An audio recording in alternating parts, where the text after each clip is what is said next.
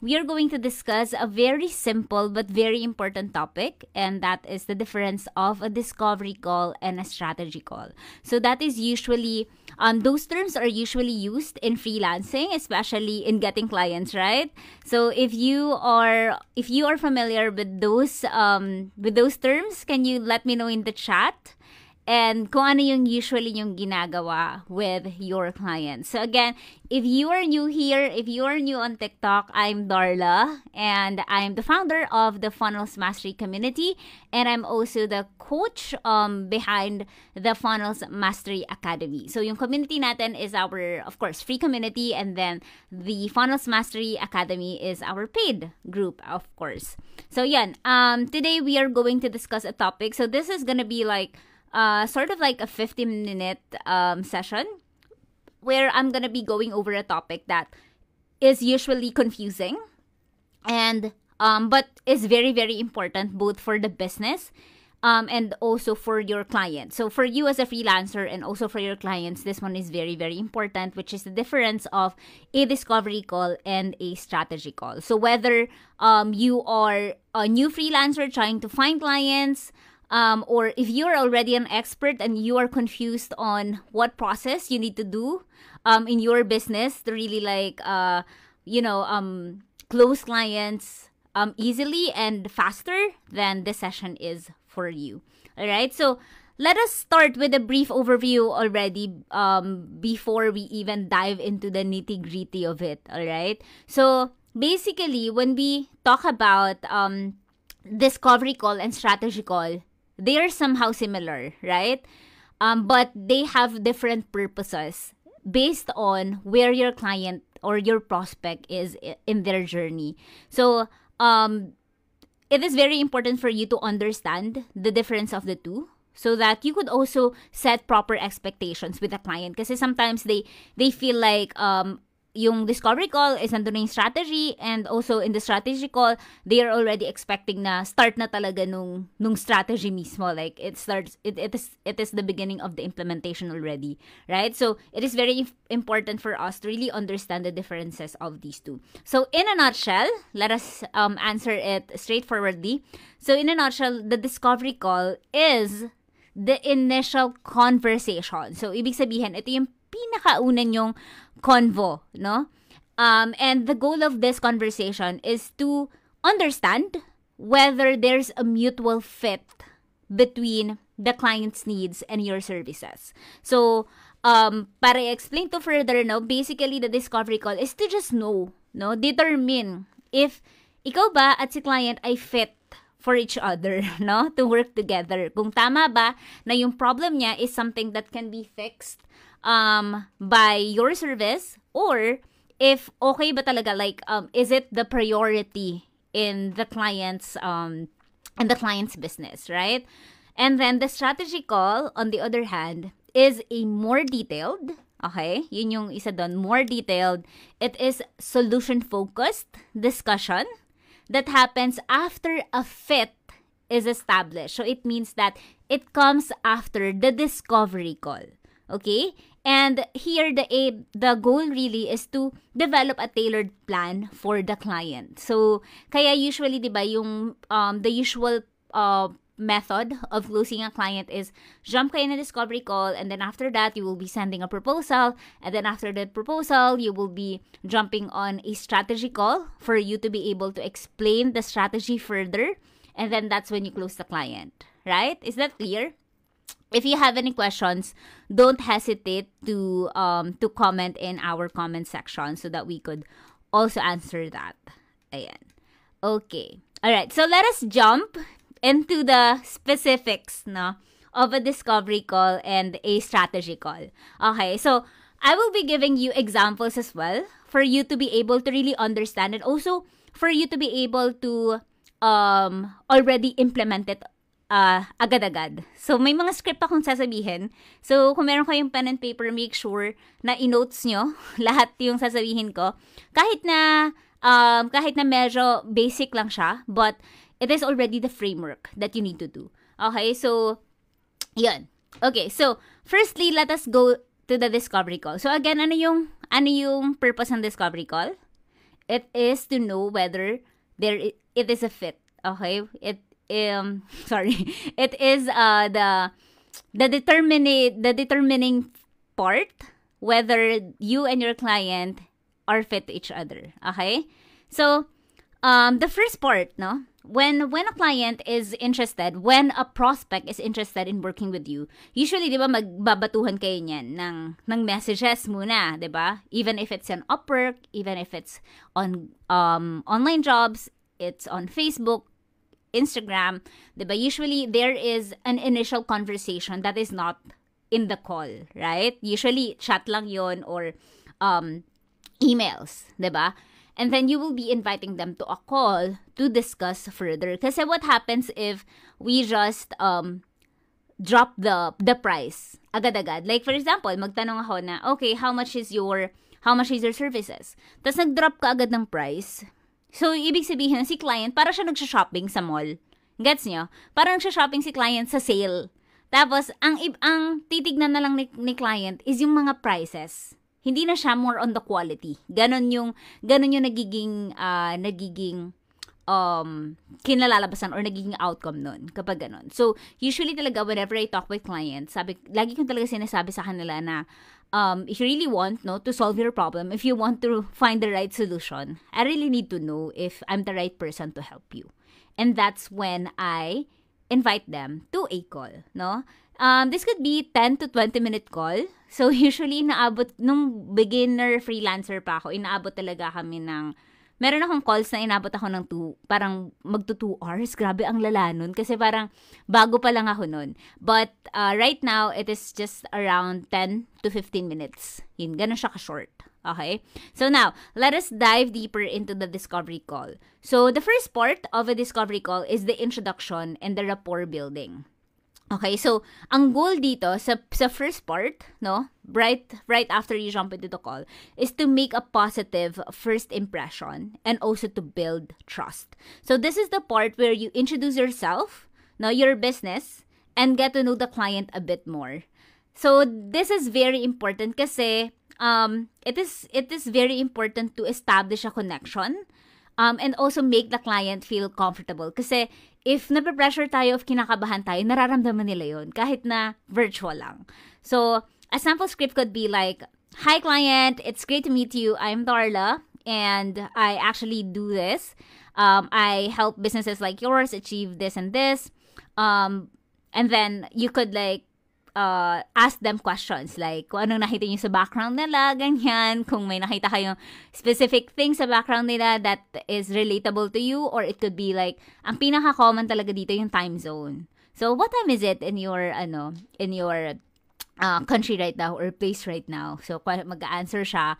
And then, after nun, syempre magtatanong siya, so you're in the Philippines, right? Ganyan. And then, you will just answer that. And then, after you answer, cut na agad kasi it's not a friendly date. It's a business date. Okay? So, after you answer that question, no, at least you already have something na napag-usapan. It is now time for you to already divert or parang lead the conversation. So, the next one could be like, all right, so the purpose of this call is to just know more about you, your business, and also to know if I could really help you. And then, if I'm not the right fit, then I would be,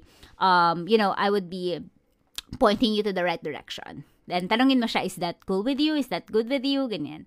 No, it's very important for us to ask permission and make it a conversation talaga. So, lagi niyo silang tatanungin kahit na kayo yung nagli-lead ng conversation. Okay? So, yun yung first part. Grabe, nasa first part pa lang tayo. And then, after that, after niya mag-agree, then that will be the time wherein you will be starting. Alright, so you could already tell the client na, but before we dive into the specifics, can you tell me more about yourself and your business? And then the client will tell you na, okay, I have this, right, that. Diba? Okay. So the second part would be, after the answer yun ni client, it would be the understanding of the client's needs. So ito na yung part na kailangan nyo na talagang makinig. Kailangan yung magtanong ng tamang tanong. Yun yung ano dito, yun yung key. And for you to be able to ask the right questions, you need to, of course, listen. Yun talaga, I don't know kung kahit na gaanong script ay, kahit gaano pa ka-comprehensive ng script na ibibigay ko sa inyo, but if you don't listen to your prospect, then it won't really be as effective as it could be. No? Ang pinaka-powerful talaga dito is when you really listen, no? To the client, kung ano talaga yung sinasabi ni client. So, okay, part number 2 na tayo This is the understanding the client's needs. So, this part is where you ask questions to first identify the client's challenges. The second part is to identify the goals. And the third part is to identify the expectations. Okay, tatlo yun. So, challenges, goals, and then expectations. Okay? So, yan. And then dito nyo malalaman din kung fit nga ba talaga, kung good match kayo for their needs as well. Alright? So, a script could be like, you could ask the client na, so what motivated you to reach out today? Can you share some of the main challenges that you're facing right now? And then after that, mag-share muna siya. Isa-isa lang, no? Wag yung iisang question yung buong yun. So, isa-isa lang. So, problems muna. And then you could do a follow-up question on some of the problems. Like, okay, you mentioned about this problem. So, why did that happen? Or what are the things that you did to solve this problem? Diba? And then after nyan, sagutin yon, at least you already know, no? Ano yung na-try na nila? Ano na yung hindi nag-work para sa kanila? So, that is the main thing that you also need to know. And then, of course, after mo malaman yung mga problems, challenges, experiences nila, it's also your responsibility to know kung ano naman yung goals nila. Okay? So, you could ask after that na, okay, so what are your goals? No? What are you trying to achieve in the next, let's say, next few months? Nasasabihin niya sa'yo yun. Okay? And then, with that, you already have a clear vision, no? A clear understanding of where the business is currently at right now. Right? Kasi alam mo na kung ano yung naging challenge, alam mo na kung anong na-try, alam mo na kung ano yung gusto nilang mangyari. Okay? And then, right now, we are going to go into the third part ng discovery call. Okay, ano yung first?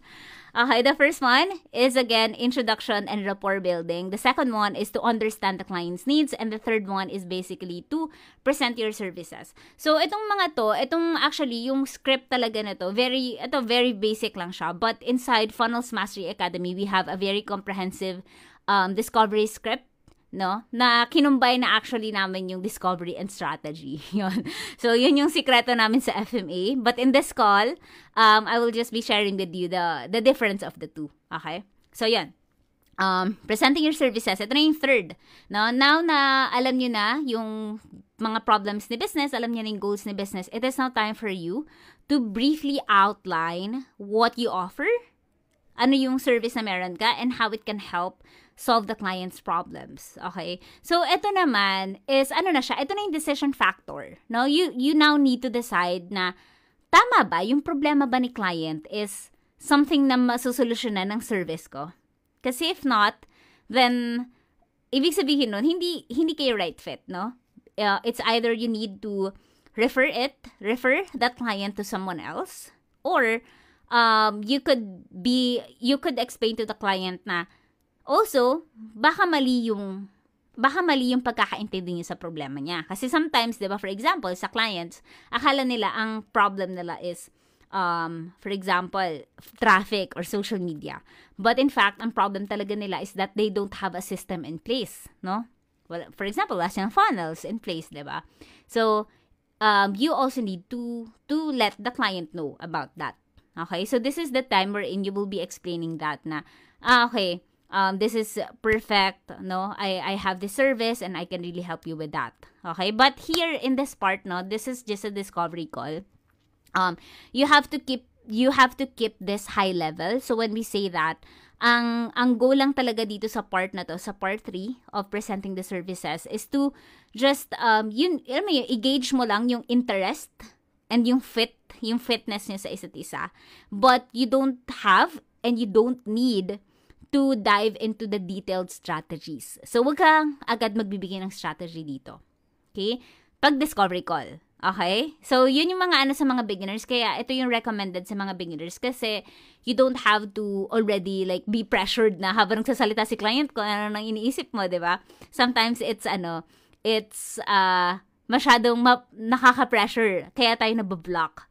Okay? So, sa discovery call, kaya dapat chill lang kayo, dapat relax lang kayo, and hindi kayo natatakot sa discovery call kasi wala naman nakakatakot about it.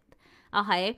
So, yun. Sa part 3 ng presenting your services, a sample script could be like, all right, client, based on what you've shared with me, and thank you again for your time, ganyan, it sounds like our service, for example, our, ano bang pwedeng package, it could be like, funnel build service could really help you with the challenge, okay? So, could really help you with generating leads for your upcoming course, for example. And then here's a quick overview, or here's a quick run through of how we typically work with clients like you.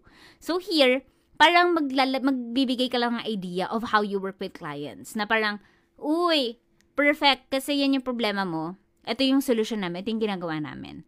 So, if ever mag-work together tayo, ito yung process of how we're gonna work together. Nakikita nyo, we're not discussing about the strategy, no? Kung ano mismo yung gagawin. But you are already sharing with the client na if ever na ka, or dahil alam naming matutulungan ka namin, ito na yung process, no? Para makapag-continue tayo, or how we typically work with clients like you. Okay? Clear ba yon?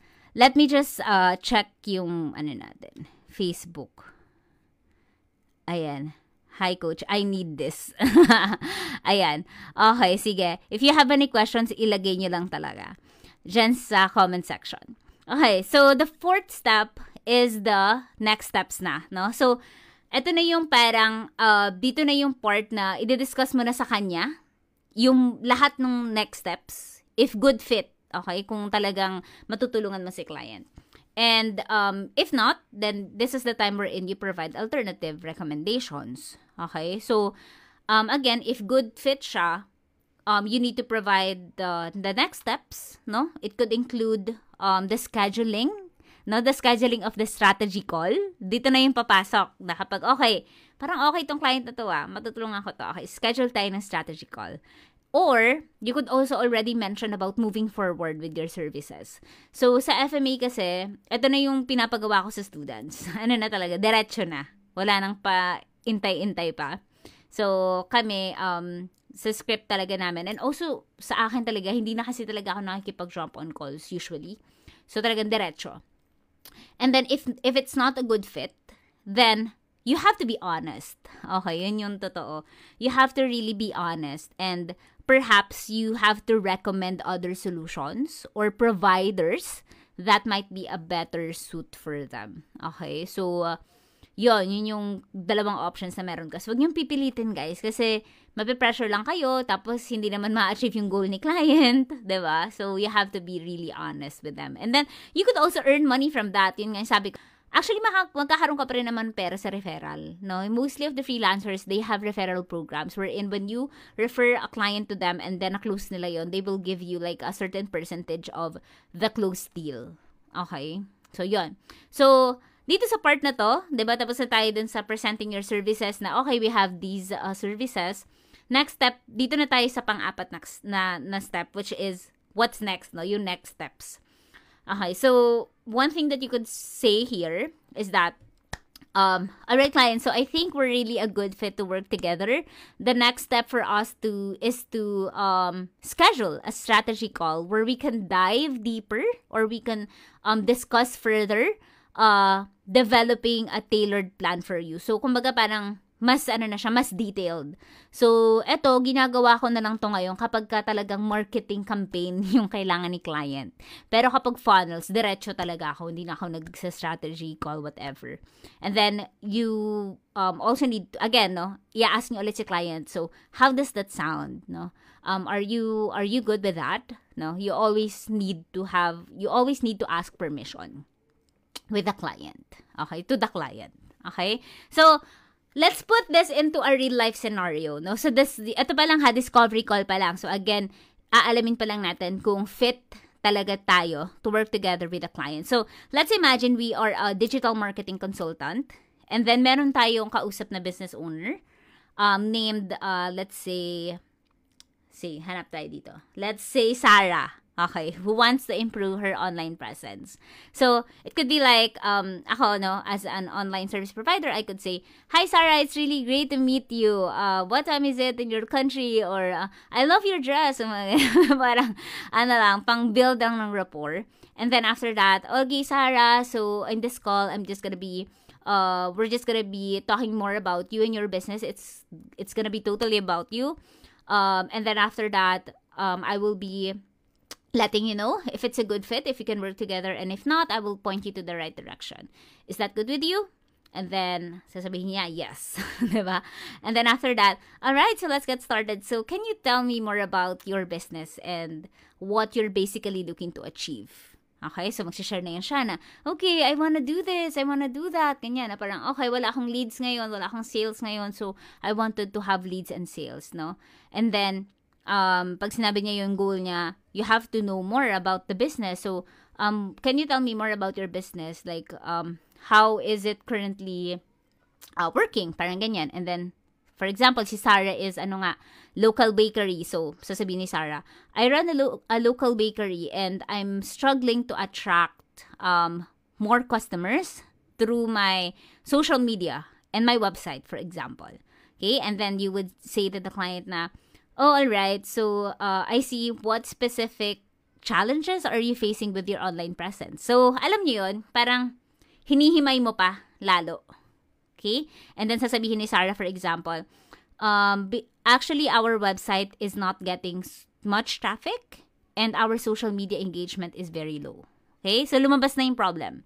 And then after that, kung sa tingin mo, makakatulong ka dun sa mga problema na yun na shinare ni client, so although you could ask more questions about it, but for example, we already have enough information, no?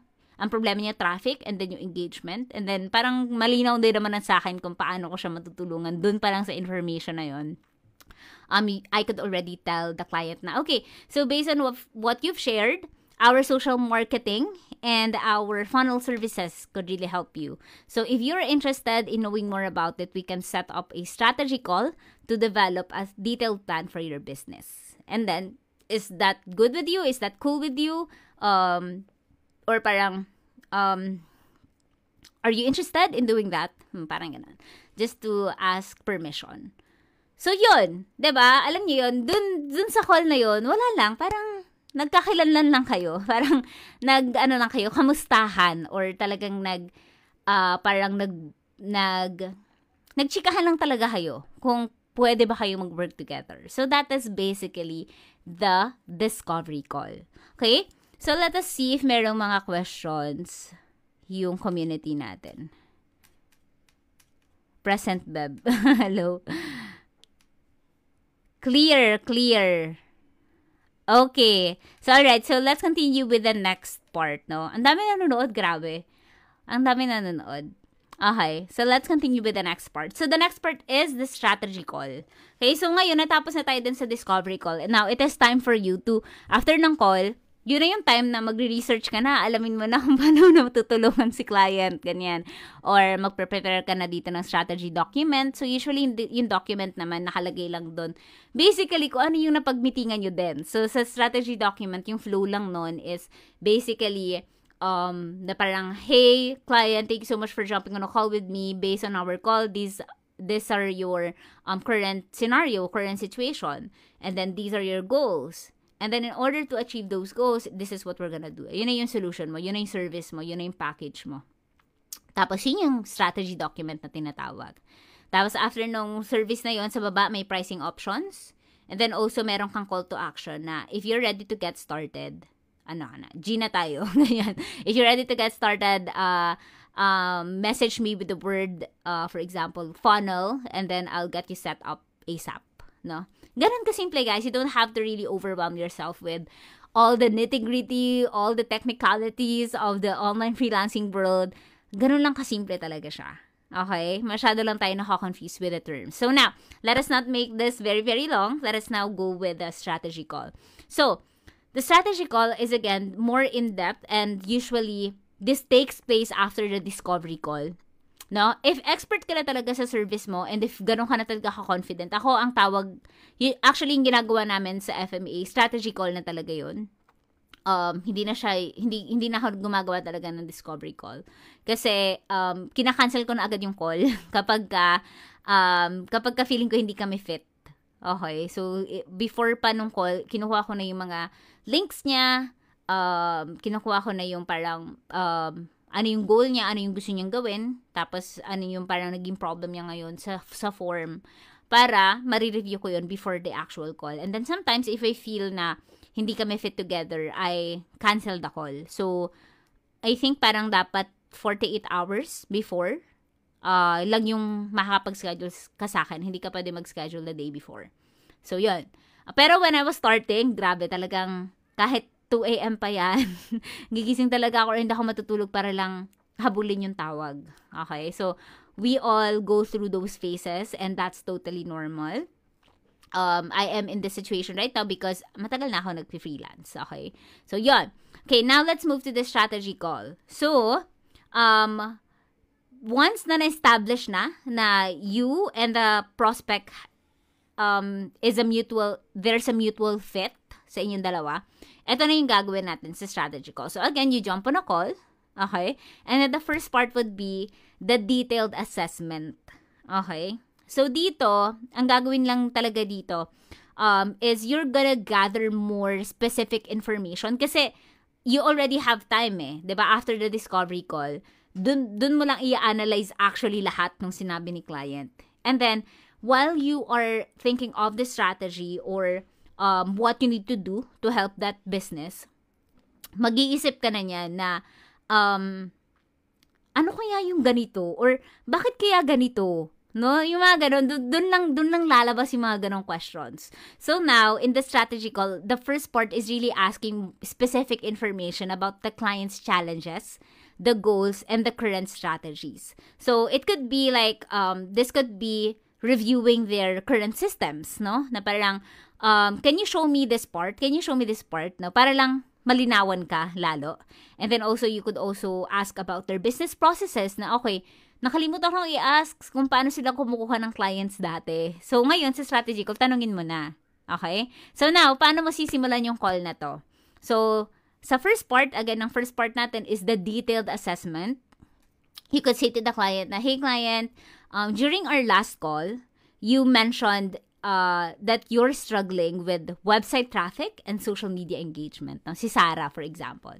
Now, can you share me more details about your current strategies and any analytics that you have? Okay? So, para lang, alam mo yun, para lang meron ka pang more information about them and that also you have clarity, no?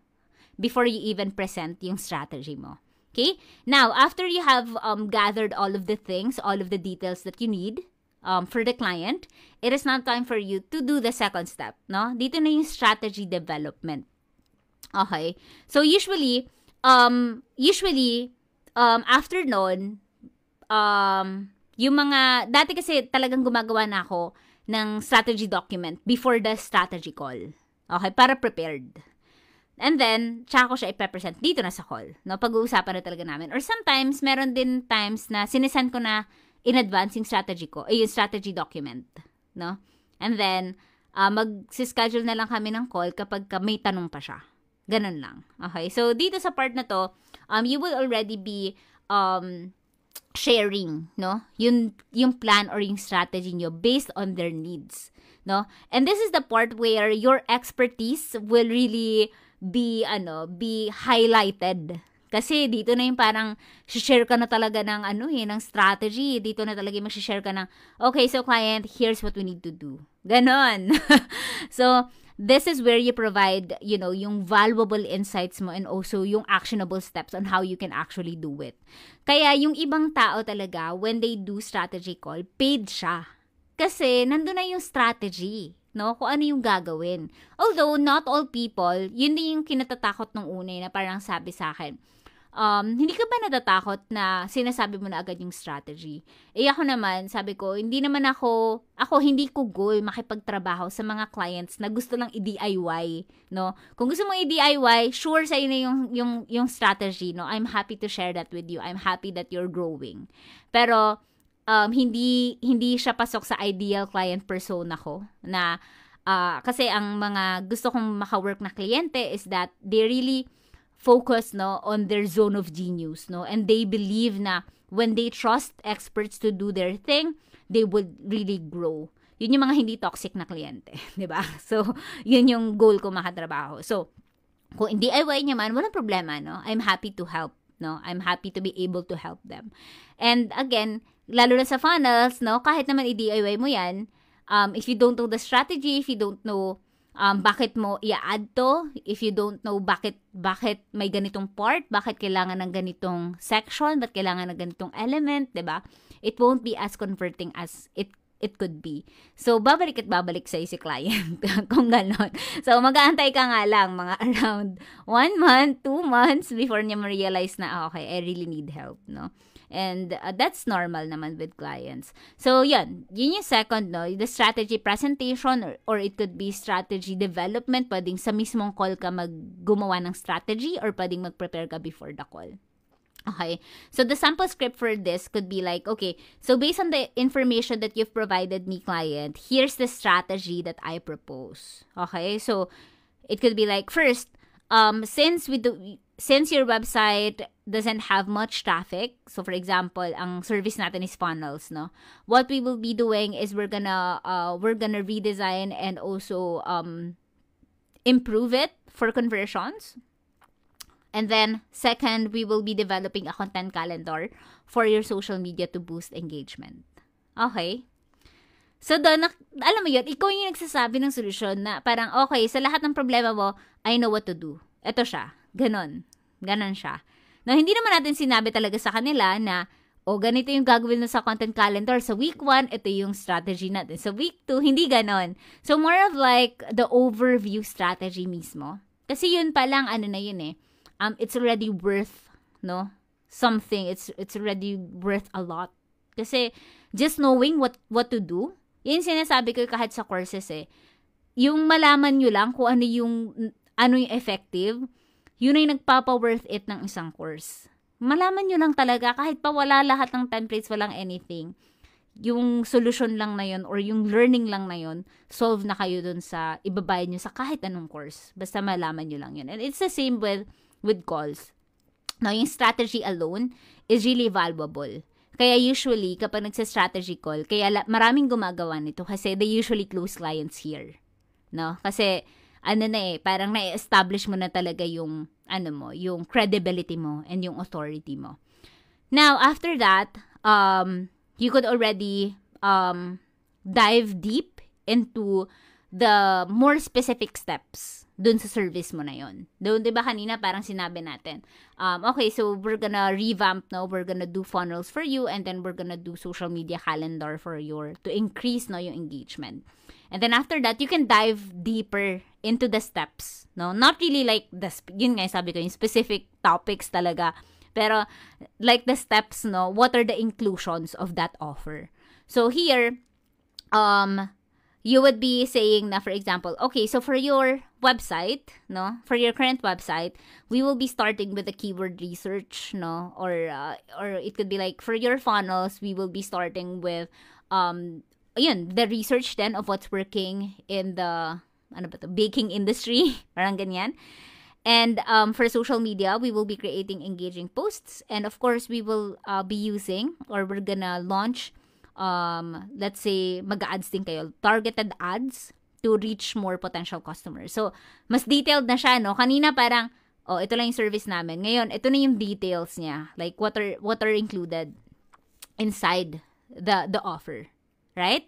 And then, after that, after mo ma-share yung inclusions, it is now time for you to share the implementation plan. Okay? Ito na yung pang-apat. So now, you will be discussing how the proposed strategy will be implemented, including the timeline and the cost. Okay? So, ang importance nito is that the clients, kasi naintindihan na ni client na, okay, alam na ni Darla yung solution sa problema ko. Alam na ni Darla kung ano yung gagawin. Now, what they need to know next is what to expect and how to proceed. Okay? So, the sample script for that could be like, for this engagement, it will take around 3 months for us to really have results, kasi sa social media, hindi mo pwede isang buwan may resulta na, di ba? Unless sikat si client. Pero kung starting from scratch, malabo yung 1 month, 2 months, di ba? Yun. So, you could tell the client na, okay, so here's a breakdown of the timeline and the costs involved. So, dito wag kayong manginginig, ha? Walang mahihiya, walang tatahimik. Dapat yung energy nyo mataas pa rin. Dapat confident kayo na parang, mura lang to, gano'n. Parang, pasalamat ka kasi nandito ako. Dapat gano'n yung energy natin. So, you could also tell na, yun nga, here's a breakdown of the timeline and the costs involved. So, we will be starting with the audit, and then followed with the content creation, and then the social media campaign setup. Okay? So, at least, buo na sa mind ni client na, okay, yung pala lahat yung kasama doon. Kaya pala ganito yung price kasi ganito yung flow, ganito yung mangyayari. Okay? And then after that, after you have already shared everything, no? So, kompleto na yung solution natin, kompleto na lahat, no? It is now time for you to, for the questions and clarifications. Okay? So now, you have to allow time for the client to ask questions and to also clarify if they have any doubts. Okay? So, this is very important because we want to make sure that our clients are fully informed. And ang isa pa dito is we want to make sure that they are confident in the proposed strategy. Okay? So, the sample script for that could be like, you could ask the client na, all right, client, so do you have any questions or concerns about the proposed strategy? Because I want to really make sure that you're completely comfortable with our plan moving forward. So, alam mo yun, yung sobrang chill lang, sobrang confident lang nung pakikipag-usap niya sa kanila. Na parang, okay, ito yung solusyon. Ngayon, meron ka bang question kung paano natin to i-implement? Diba? So, yun. Clear ba? How was it, guys? Can you comment? Can you comment your biggest takeaway dito sa session na to?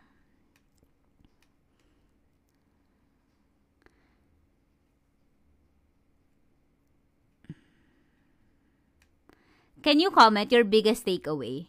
Okay. While we're waiting for that, medyo kasi yung delay. Ayun, dami rin sa TikTok, in fairness. Okay. So now, okay, so ngayon, sample tayo, no, sa strategy call naman na part. For example, si client, let's say, e-com naman. Hindi ako nagsiserve ng e-com. Pero for example, e-com yung client natin. And then, ako is a business consultant. Okay? So, let's say, ang pangalan niya is,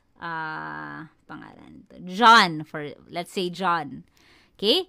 So, sabihin natin, hi, John. So, during our discovery call, you mentioned wanting to boost your online sales kasi nga e-com. Now, can you tell me more about your current marketing efforts and any data that you have gathered or any analytics that you have in your platform, etc.? Okay.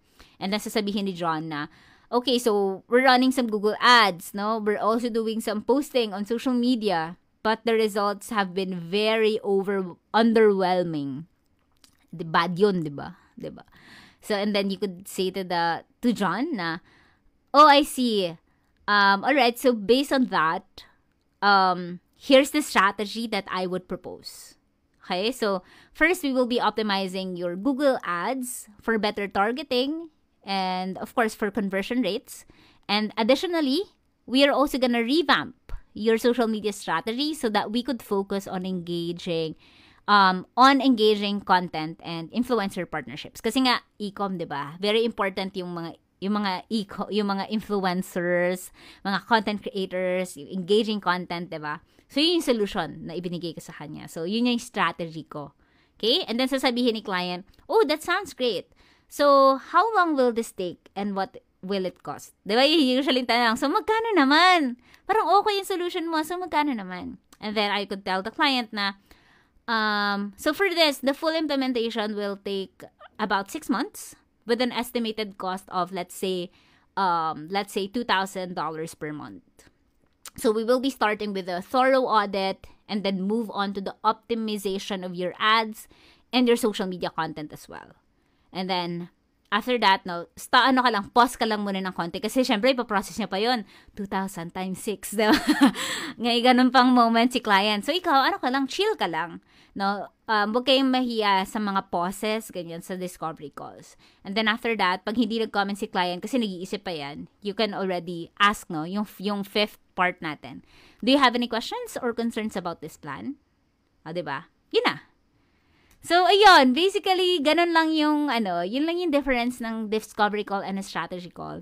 But again, inside Funnels Mastery Academy, what we do is, inaano na namin sila, pinagko-combine.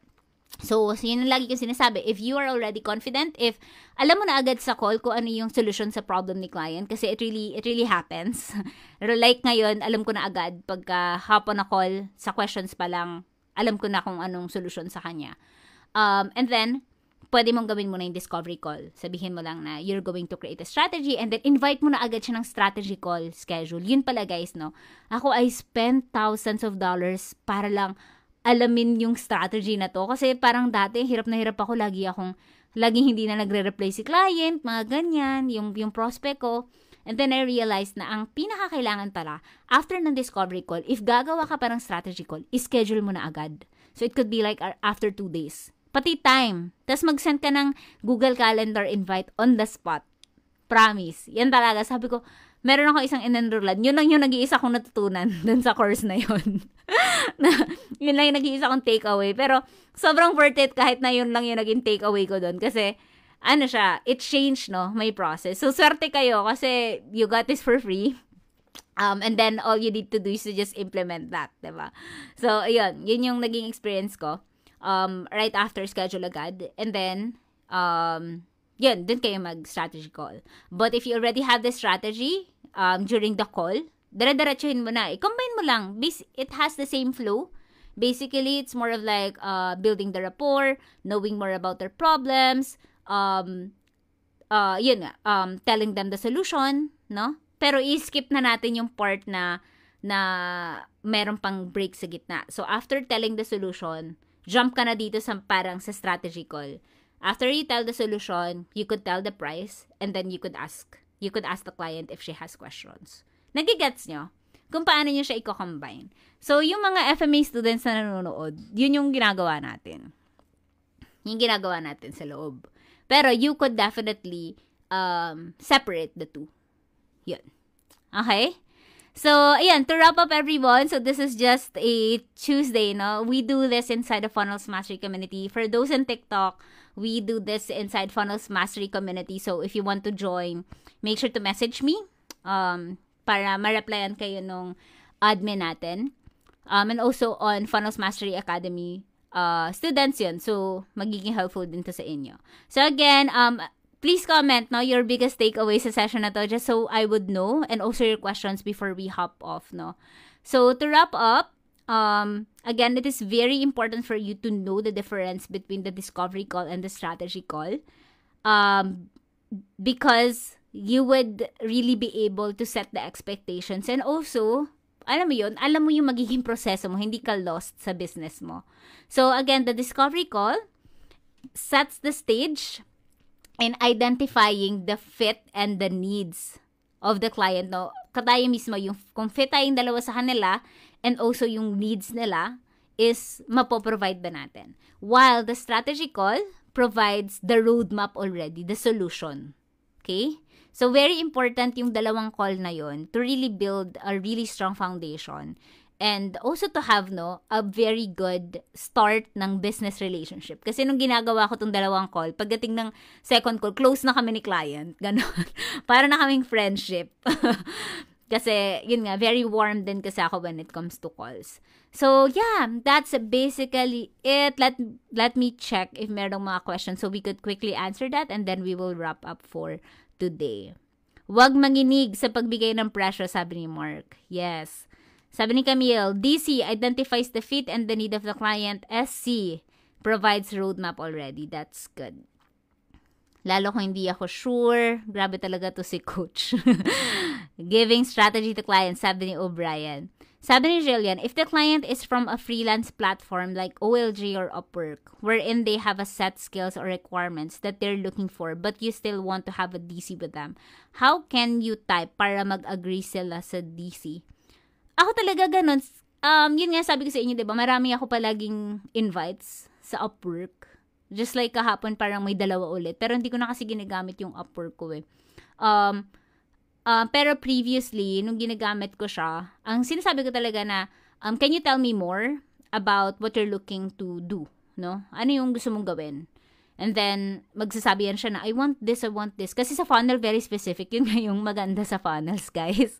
Hindi na siya katulad ng SMM na kung anik-anik pa yung kailangan mong tanongin. Sa funnels talaga, alam na nila kung ano yung parang gusto nilang gawin kapag sa mga freelancing sites.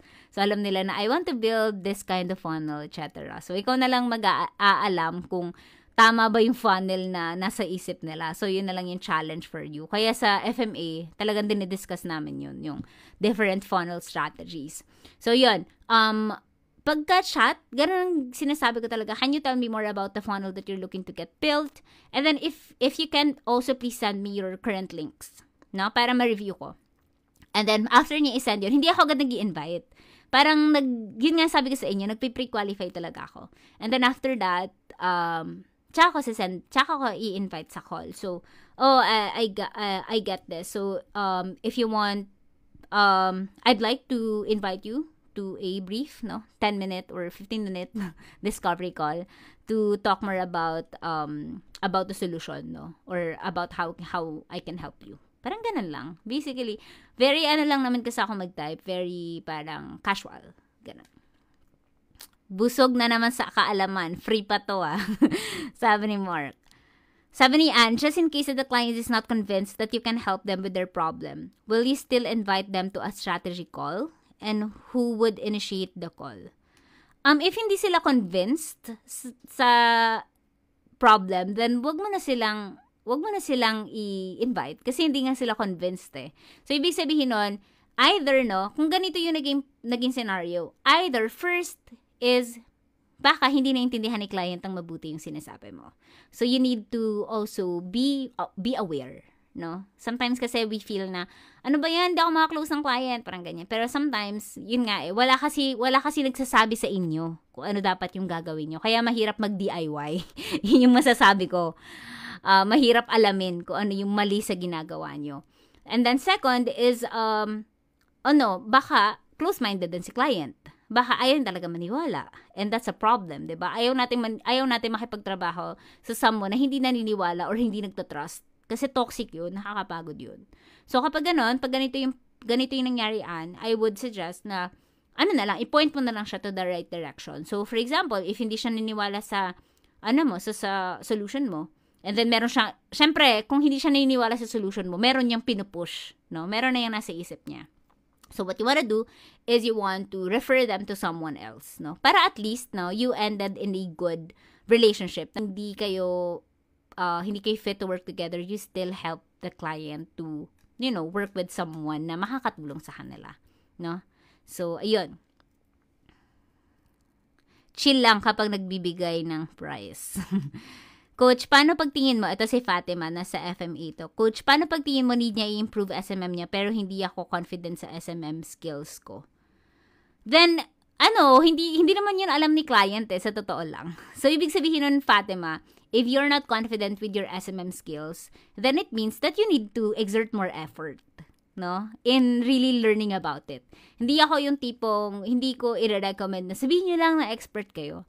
Like yung sasabihin sa inyo na if hindi kayo confident or hindi kayo sure sa ginagawa nyo, you have to seek, more knowledge. You have to learn about it. Yun yung sagot doon. Hindi sagot lagi ang confidence. Kasi, yun din, you have to do it then, Fatima. Huwag ka rin matakot, syempre. Baka naman matakot ka, diba?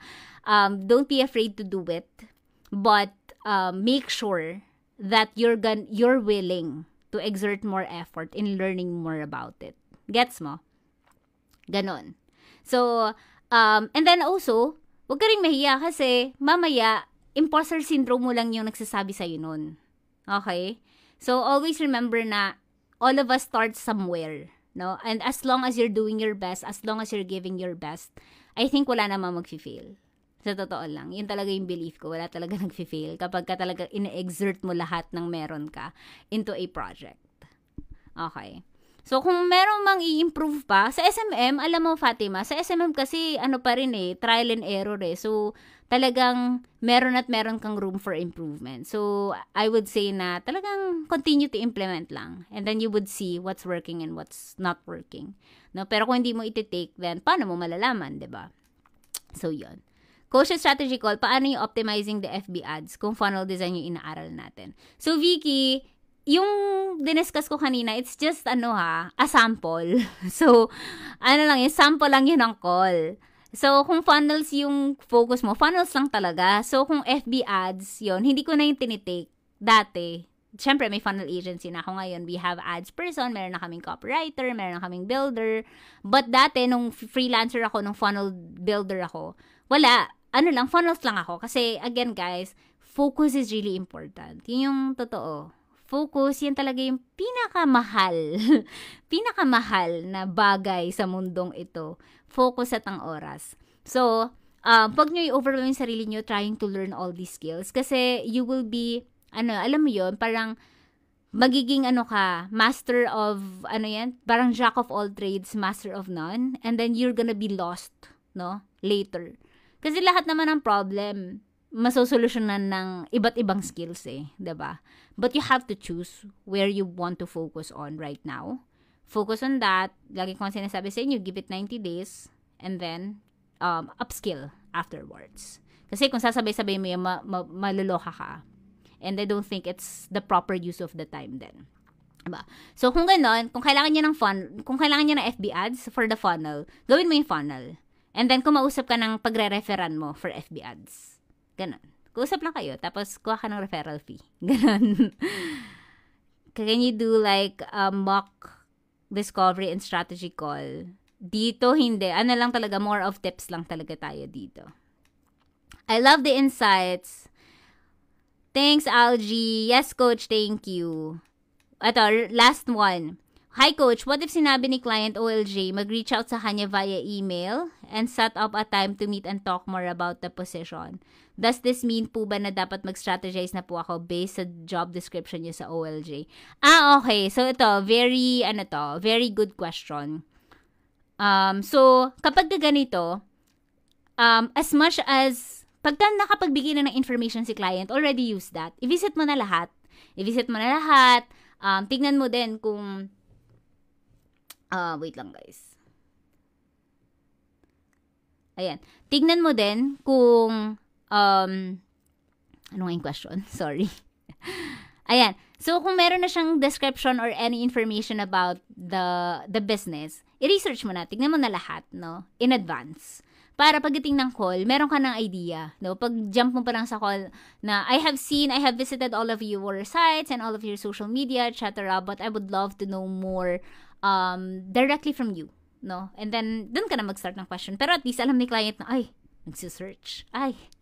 Responsible or talagang nag-take time. Diba? And that really means a lot. Yun yung mga hinahire ko actually sa agency. Kapag ka alam nila kung ano yung agency, no? Hindi katulad nung iba na mag-a-apply pero hindi naman alam kung ano yung ina-applyan. Na parang, funnel agency po pala kayo. Parang, hello, nag-apply ka kaya? Diba? So, yun yung mga laging tinitignan ng mga employer, ng mga nag-hire. Diba? So, ayun, yeah. I think that's it. Nag-overtime na naman tayo. Nag-overtime ako ng parang 20 minutes. So, I think that's it, everyone. Again, thank you so much for joining me today. Again, for those who are watching, both on TikTok and Facebook, if you have any questions about discovery calls, strategy calls, or anything related to client interactions, feel free to post in the group or chat. Huwag kayo mag-chat sa amin kasi sobrang dami na. Sa group na lang tayo. And I'll be happy to answer. And for the FMA students, of course, you know that we have the chats, no? So, mag-chat lang kayo if you have any questions or anything. And if you're ready to really take the next step in your freelancing journey, don't hesitate to join our future activity. What's gonna happen in the next few weeks, and I hope you guys will stay active in the group, participate, and we have the mini guides, guys. Dun pa lang, busog na kayo sa free course, no? May free course tayo sa community. Punta kayo sa guides. Kapag hindi nyo makita, i-tag nyo si Camille. Ayan, si Camille, yung ating napakasipag na community manager. And then she will lead you to the guides section. Okay, so again, remember to be active here and maximize all of the courses, the resources, and of course, all of the tips given here. And have a fantastic, what day is it today? Fantastic night. Okay, so good night, everyone, and have a great week ahead.